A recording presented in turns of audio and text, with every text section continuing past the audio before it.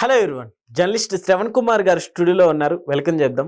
ఒక యూట్యూబర్ కి సంబంధించిన ఒక అప్డేట్ గురించి డిస్కస్ చేద్దాం. Hello sir. Hello. Yes sir, YouTuber Nagadurga so ఇప్పుడు రెమ్యునరేషన్ గురించి హాట్ టాపిక్ గా మారింది సార్. ఏంటి అసలుకి నాగదుర్గ కానీ ఎవరైనా కానీ వీళ్ళు ఫోక్ సాంగ్స్ చేస్తున్నారు. మొదటగా చాలా వరకు అయితే చాలా ఆడియోస్ ఫస్ట్ రిలీజ్ అవుతాయి, తర్వాత వీడియో మేకింగ్ చేసుకొని డ్యాన్స్ మేకింగ్ చేసుకొని రిలీజ్ చేస్తున్నారు. ఒక రకంగా ఈ డిజిటల్ విప్లవం వచ్చిన తర్వాత, యూట్యూబ్ లాంటి వ్యవస్థ, సోషల్ ప్లాట్ఫామ్స్ వచ్చిన తర్వాత ఈ ఫోక్ సాంగ్స్ అంటే జానపద గేయాలు, పాతతరం పాటలు, జనబాహుళ్యంలో ఉన్నటువంటి పాటలు, గేయాలు, జనరల్గా జానపదాలు ఎక్కువ తెలంగాణ ప్రాంతంలో ఉంటాయి. ఎందుకంటే బావామర్దల సరసాలు, అత్తాకోడళ్ళ వెటకారాలు, వీటి మీద గ్రామీణ స్థాయిలో చాలా పాటలు ఉన్నాయి. దాంతోపాటు పొలం పనులు చేస్తున్నప్పుడు అలసట తీర్చుకోవడానికి వెనకటి తరంలో ఒక పాటలు పాడుతూ చేసుకోవడం అనేది ఉంది. ఈ జానపదం పేరులోనే ఉంటుంది. జానపద జనాల నోట్లలో ఉండే పదం అది. వాటి అంటే ఏది రాతరూపకంగా ఉంటుంది. చాలా వరకు పాటల్లో ఈ పాట ఇలా రాశారని తెలియదు. అంటే అది ఎప్పుడు ఎన్నో ఏళ్ళ నుంచో నడుస్తూ ఉంటుంది, నోళ్ళలో నాడుతూ ఉంటుంది. సో అట్లాంటి పాటలు కూడా ఇప్పుడు మళ్ళీ ముఖ్యంగా తెలంగాణ సింగరు మంగ్లీ పాడుతున్న పాటలు ఏవైనా ఉన్నాయి, నన్న బాయిలోన బల్లి పలికే, ఇట్లాంటి ఇది కూడా జానపదం. జాల వైష్ణవే జంగమయ్య పాట, ఇట్లా ఇవన్నీ కూడా అంటే తెలంగాణ మీద వచ్చినటువంటి బతుకమ్మ పాటలు అన్నీ కూడా ఇప్పుడు రాసి ఇప్పుడు పాడినాయి. అవి కాకుండా పాతతరం పాటలు ఏవైతే ఉన్నాయి, పాత తరంలో ఉన్నటువంటి పాటల్ని వెనకట ఎవరో ఎక్కడో విన్నారు, అసలు అది సేకరణ చెప్తున్నారు, ఎవరు రాశారు కూడా ఐడియా ఉండదు. అట్లాంటి పాటల్ని సినిమా పాటలకు సరిదీటుగా మ్యూజిక్ కానీ, ఆ క్వాలిటీ విషయంలో కానీ, ఆ రిథం విషయంలో కానీ ఏది చూసుకున్నా సినిమాకు తీరిపోని రేంజ్లో ఈ రోజుల్లో గత 10 సంవత్సరాల నుంచి ఈ ఫోక్ సాంగ్స్ అడావుడి బాగా నడుస్తూ ఉంది.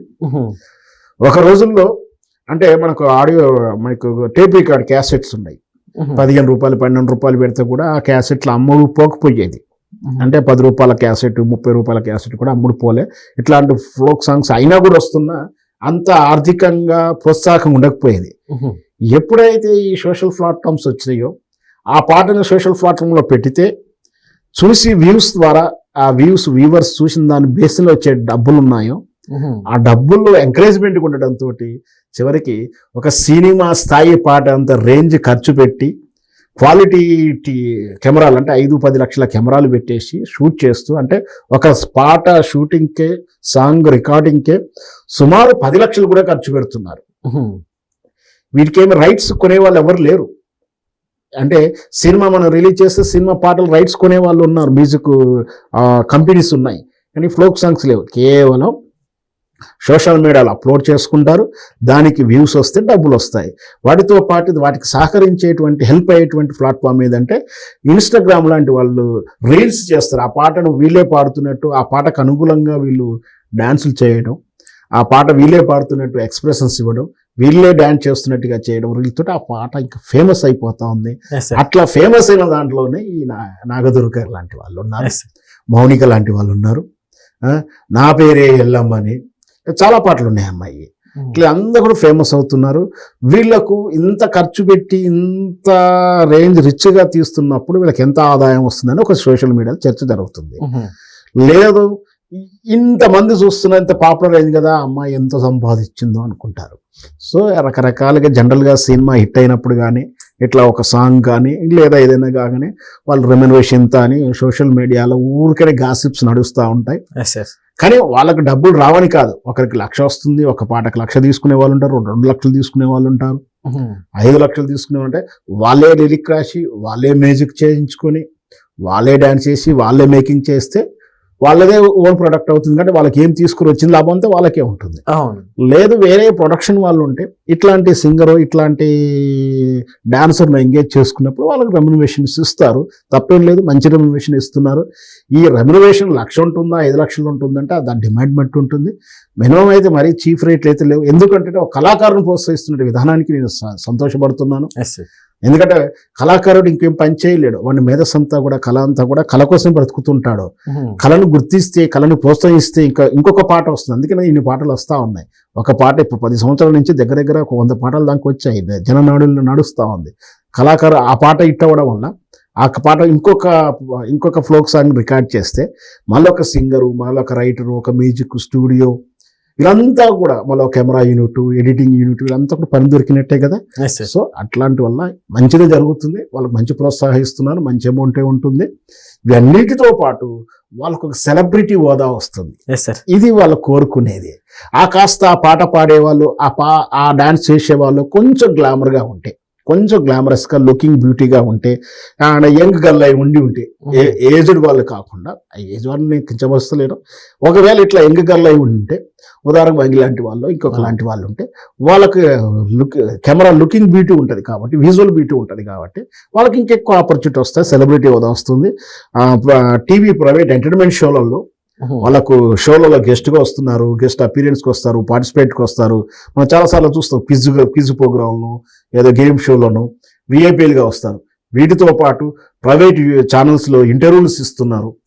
వాళ్ళ జీవన గమనంలో ఆ పాట పాడిన తరంలో ఎలాంటి ఐడియా వచ్చింది, ఎంత కష్టపడ్డాం, వాళ్ళ సార్థక బాధలు ఏంటి, ఇప్పుడు లైఫ్ ఎట్లా ఉంది, సెలబ్రిటీ హోదా వస్తుంది.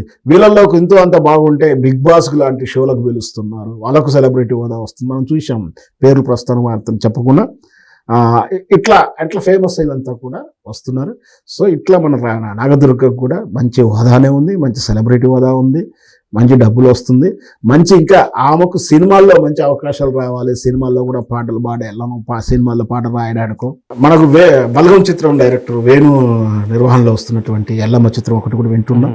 మరి అట్లాంటి దాంట్లో కూడా ఏమైనా అట్లాంటి సందర్భోచిత పాటలు వస్తాయా, అవకాశాలు ఎట్లా వస్తాయి అనేది కూడా మనం చూద్దాం, రావాలని కూడా కోరుకుందాం. సార్ నిజంగా ఇలాంటి వాళ్ళకి యూట్యూబ్ అనేది మంచి ప్లాట్ఫామ్ అయిందంటే ఏమంటారు? ఎందుకంటే మూవీస్లో సక్సెస్ అవ్వాలని చాలా మంది అనుకుంటారు. అలాంటి వారికి సెట్ కాక యూట్యూబ్లో ఇలా సక్సెస్ పొందడం కూడా నిజంగా యూట్యూబ్ ఒక ప్లాట్ఫామ్ అనుకోవచ్చు కదా. ఖచ్చితంగా యూట్యూబే కాదు, ఇంకా చిన్నవి కూడా ఉన్నాయి, సోషల్ ప్లాట్ఫామ్స్, డిజిటల్ ప్లాట్ఫామ్స్ అని చెప్పొచ్చు వాటిని. ఇవి వచ్చిన తర్వాతనే కళాకారులకు లేదా పొలిటికల్ జర్నలిస్ట్ కానీ పొలిటికల్ ఛానల్ కూడా మంచి లైఫ్ వచ్చింది. ఎందుకంటే నేను సినిమాలో పాట పాడాలి అంటే అది కొంచెం పరిమితి ఉన్నటువంటి సెక్టర్. అంటే సంవత్సరానికి 5-10 సినిమాలే ఉంటాయి. ఆ సినిమాల్లో వీళ్ళకి పాట అవకాశం ఇవ్వాలంటే ఈ సినిమా అనేది 2 కోట్లు, 5 కోట్లు, 10 కోట్లు ఎంతో బడ్జెట్తో సినిమాలు తీస్తున్నప్పుడు వీళ్ళు ఒకవేళ పాట ఇట్టు కాకుంటే వాళ్ళు నష్టపోతా ఉన్న భయానికి వీళ్ళకి అవకాశాలు రాకపోవచ్చు. కానీ ఇట్లా డిజిటల్ ప్లాట్ఫామ్ ఏంటంటే చిన్న అమౌంట్ తోటి అయినా చేసుకుని ప్రయోగం చేస్తారు. సూపర్ డూపర్ హిట్ అయిందా మంచి పేరు వస్తుంది, రాకపోతే పెద్ద నష్టపోయేది కూడా ఉండదు. సో కాబట్టి ఇట్లాంటివి వచ్చినాయి కాబట్టే ఈ కళాకారులు, ఈ పాటలు పాడేవాడు, రాసేవాళ్ళు, డ్యాన్సులు చేసేవాళ్ళు, రకరకాల కళాకారులకు మంచి అవకాశాలు వచ్చినాయి. ఈ డిజిటల్ విప్లవం తర్వాత నిజంగా కళాకారులు అయితే ఎంతో అంత కళను నమ్ముకొని ఉన్న వాళ్ళు తన కళకు తృప్తినిస్తూ, తన నిజమైన కళ జీవితంలో జీవిస్తూ, తన వ్యక్తిగత జీవితంలో వృత్తి, వ్యాపారము, కుల వృత్తి ఏదో చేసుకునే వాళ్ళు కూడా చాలామంది ఉన్నారు. సో ఇట్లాంటి సోషల్ ప్లాట్ఫామ్స్ వచ్చిన తర్వాత కళాకారులకు మంచి రోజులు వచ్చాయని చెప్పొచ్చు.